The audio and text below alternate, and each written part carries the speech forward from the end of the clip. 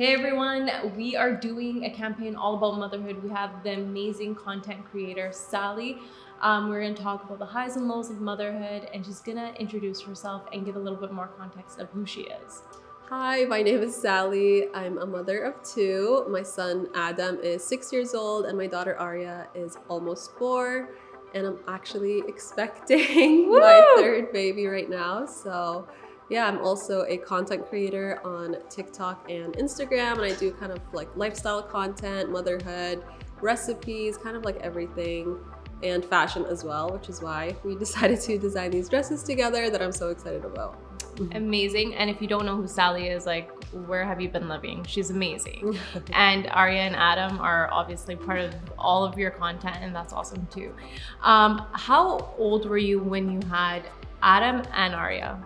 I was 20 years old when I gave birth to Adam. Oh, wow. And then 22 when I gave birth to Arya. So yeah, I was a young mom, and I feel like now it's kind of like embedded in my identity. So now that I'm like getting older, I'm 26 now. Not that that's old or anything, Still so but young. it just feels weird. Like now I'm just a mom. I'm not like a young mom. I don't know. It's weird. You're not just a mom, and you're also very young still.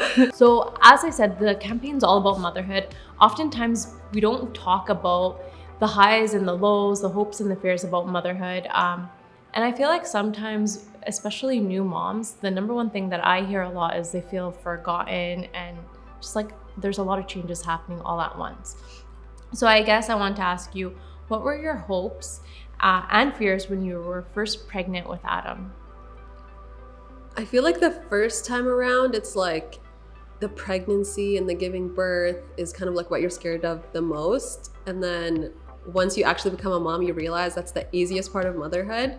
So with my second, because I had already been through it like the first time, I realized that like even though my pregnancy was a bit harder the second time, I was like, this is gonna be like the easiest it's gonna be. Yeah. So once I gave birth, that's I feel like when the hardest part was, especially going from 1 to 2. For me, like that transition was harder from 0 to 1, and just figuring out like how to divide your time, your attention, your energy between the two kids is really hard. Even though the second time around, the baby part is really easy because you've already breastfed before, you've had the sleepless nights before, your sleep was probably not good at that point anyways.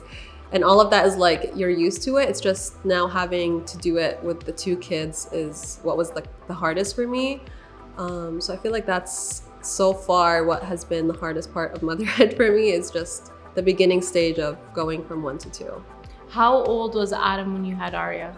He was a little bit over 2 years old. So that also like is what made it a lot harder. Like now with my third, I'm not so much scared about like my other two kids because they're independent in like a lot of ways, and they don't need me as much, like basically just for making them like meals, but they're entertaining themselves on their own. They feed themselves, you know, they do a lot of things on their own.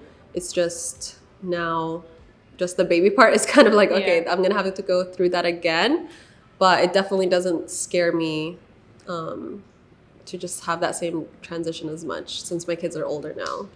Obviously, with more experience, you become more confident as well as a mom sure, too, right? And Arya's 4 years old, right? Yeah, she So turns that's a 4 in nice November, age. so she'll be like 4 in a bit, like once I give birth.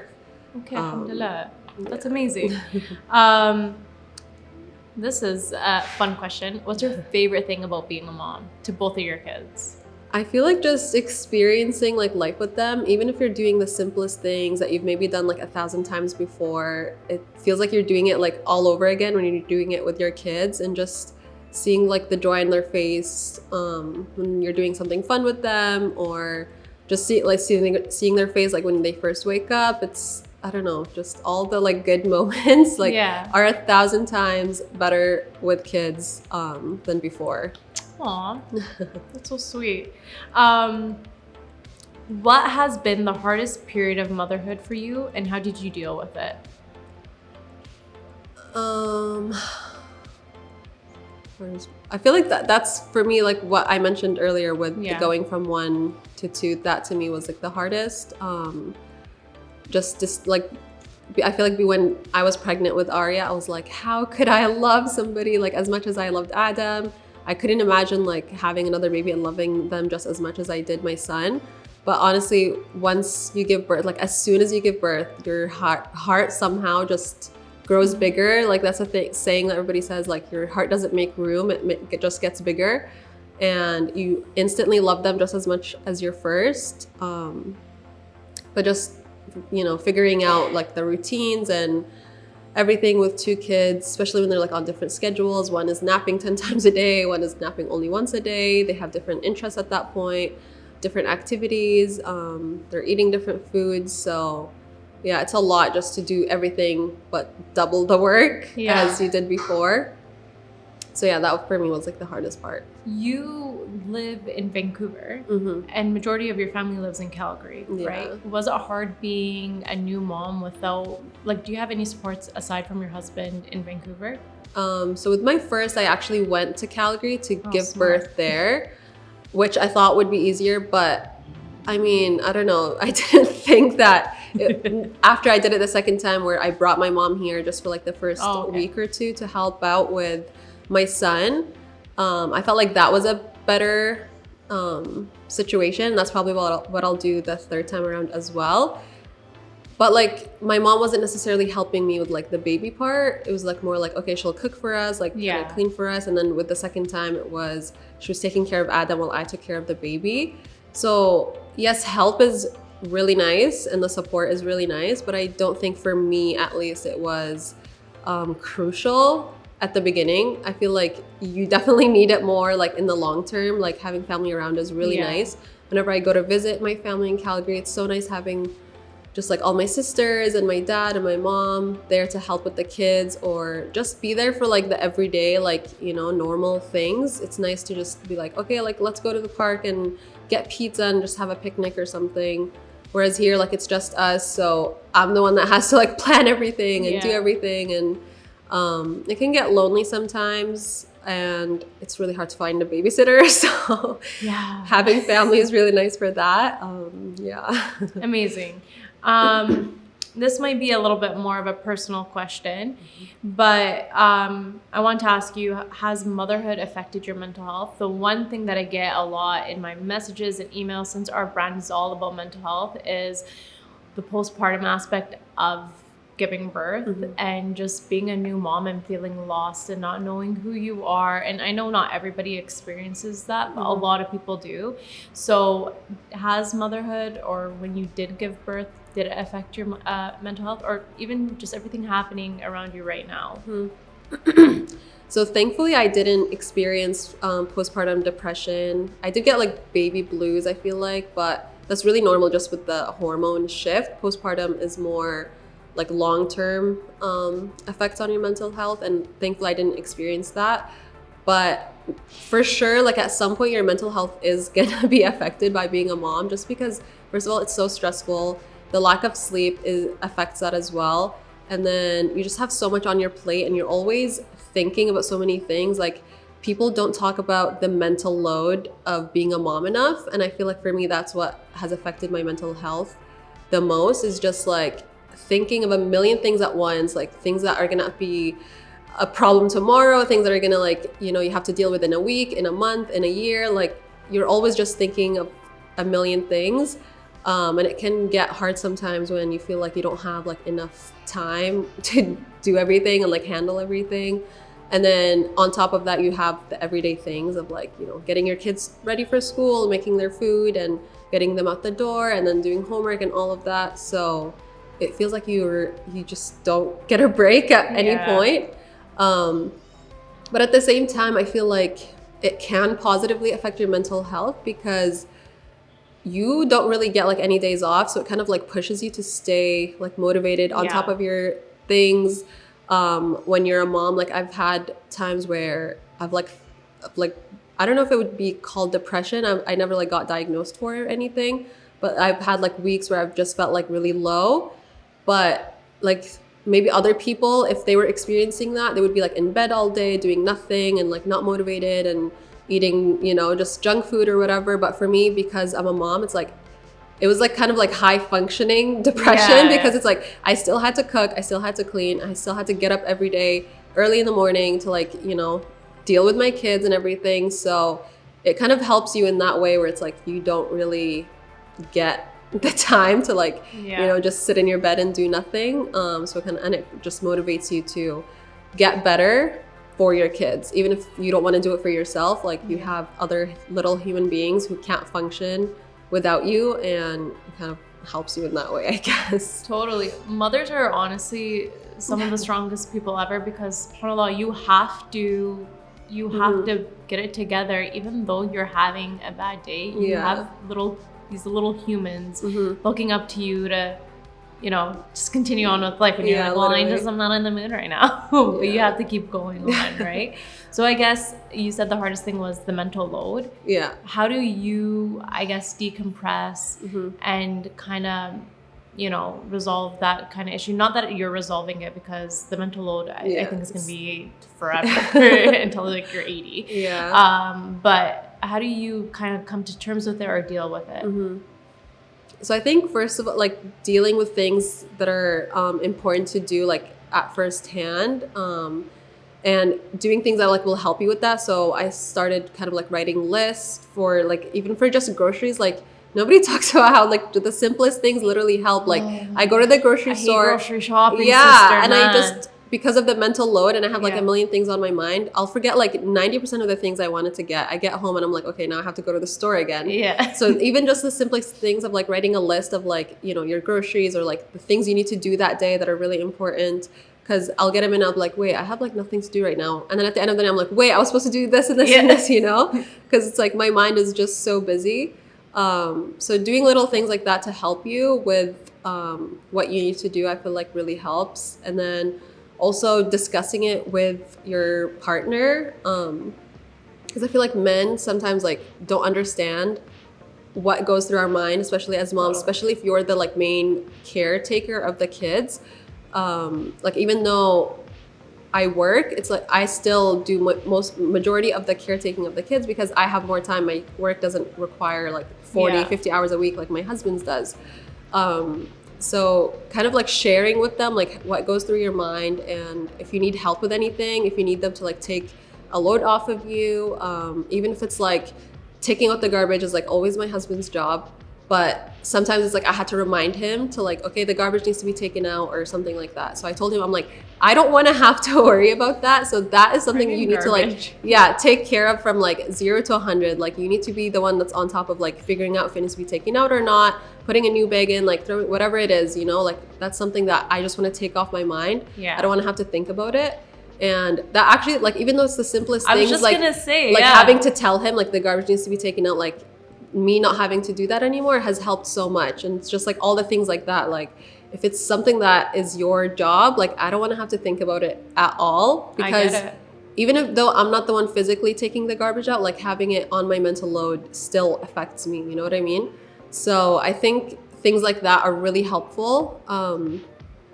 Just lessening your mental load with the things that you can, that you don't actually have to physically do, helps a lot. So no, honestly, as silly as it might sound, the garbage scenario, no, that's a big deal. Once it's off your load, it's something that you don't have to think about anymore. And I think that little things do decrease your mental load and the stress level and the anxiety about it.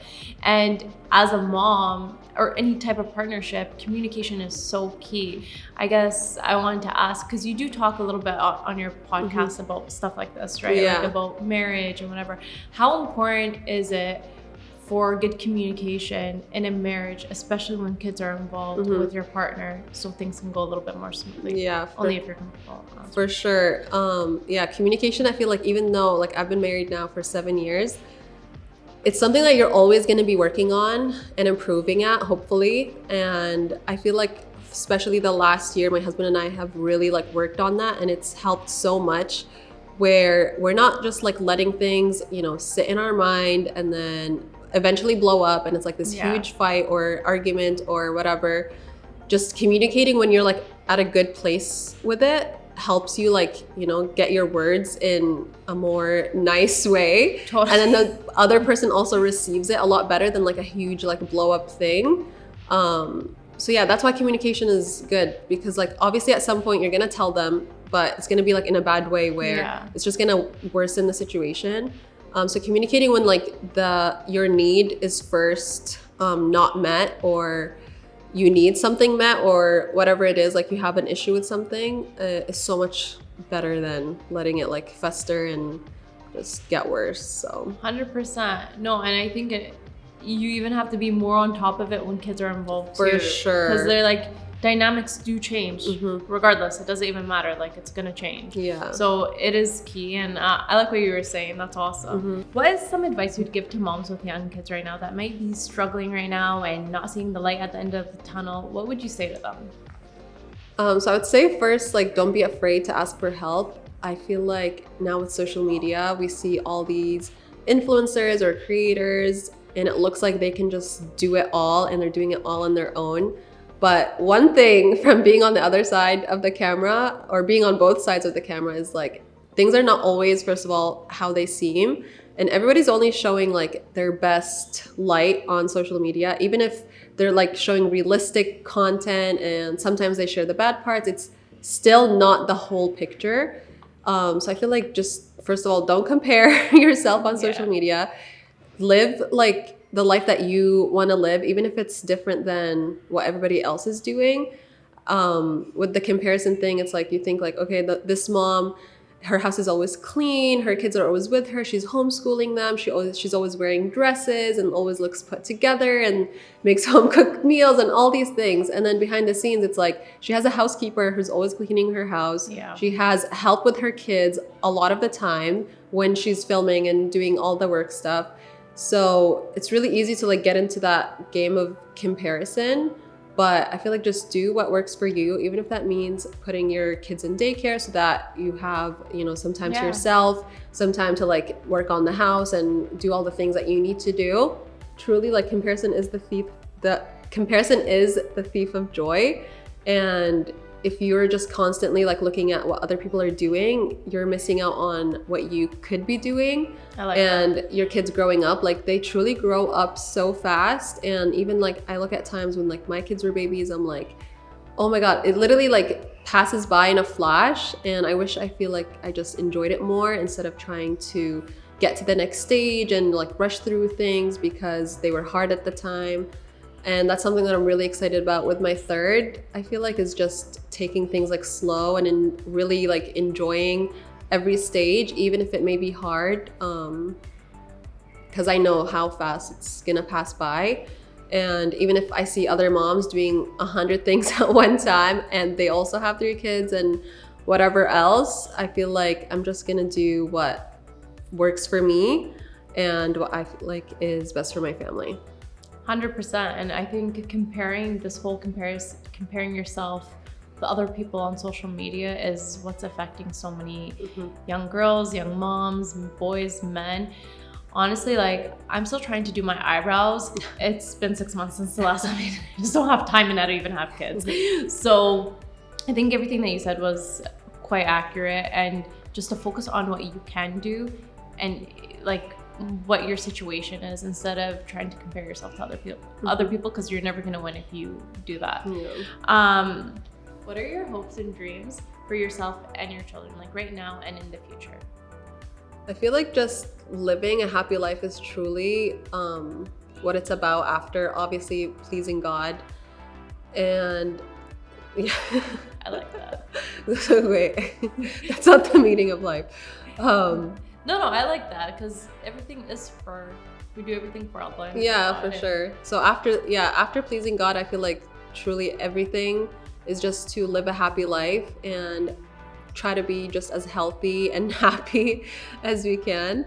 I feel like when I picture my kids' futures, I truly don't have anything in mind for them, like, oh, I want them to do this kind of work or have this amount of money or be married and have this many kids. Like, I just want them to do whatever is gonna be making them happy and fulfilled in life. And yeah, I just want them to just be happy. Honestly, that's like the only thing, that's the only word that I can think of, like how I want to describe their futures. That's so sweet. My last question to you, I just am making it up as I go, is if you could tell little Sally, like, when she was Arya's age, any advice or like what your life is going to be in the future, what would you tell her? Like, what would you tell little Sally how older Sally is? Yeah.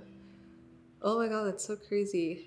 The weird thing is, growing up, I was never somebody who like thought about marriage or having kids. Like, not that I didn't want that or I was against that. It's just not, I just wasn't one of those girls who like always dreamed of my wedding and having a husband and like having 10 kids. That was never me. So it's funny that that's kind of how my life turned out to be. Like, I got married at 19, had my first baby at 20, and my second at 22, and now I'm having my third. I would have never like imagined my life that way, but I'm really happy with how it turned out. But one thing that I feel like I always knew that I would be doing when I grew up was I would have a job that like I really loved and something like that had to do with fashion. So thankfully I did get that. And then I also always somehow I was like, I don't know how, but I'm gonna be making a lot of money and I'm gonna be living in like my dream city. So thankfully that also somehow worked out for me. But yeah, and that's, I feel like one advice that I would have given myself is just not to care what people think, because I also, when I first put the hijab on, I was in grade 7. I had just moved to a new school, and my school was predominantly white people who had never seen like basically an ethnic person or a girl in hijab. And I wish I just didn't let that affect me, because I feel like it was kind of like a spiral effect of, first of all, it made me like more shy because I was like just not confident in my hijab. And I feel like it affected how people saw me, because now I'm like on social media, like millions of people see my content. Like, I'm not a shy person, you know? And I'll be the first person, like if my Starbucks drink is the wrong order, like I'll go and tell like the barista. I'm not scared of doing that. But I feel like growing up, I was always labeled as like shy and quiet, not because that was my nature, but because of like how I let other people's perception of me affect me. So I would definitely wish I could like have heard that advice when I was younger, is just to not let people's opinions affect me and just be like who I want to be. And it's crazy now, like 15 years later, or how was it? 10 years later, hijab is like a huge part of why I even have the job that I have. So yeah. How does it feel to have, like you said, I just checked yesterday, 1.1 million followers on TikTok. Are you crazy? Like, that's amazing. And then over 400,000 on Instagram. How does it feel to have such an impact on so many people that you have no idea that you're impacting? I feel it truly like doesn't feel like that. Like, when I first hit 1 million, like, yeah, obviously that was like a huge milestone and I was really happy about it, but I can't picture like 1 million people, or even when my video gets like 30 million views, my brain cannot comprehend the amount of people.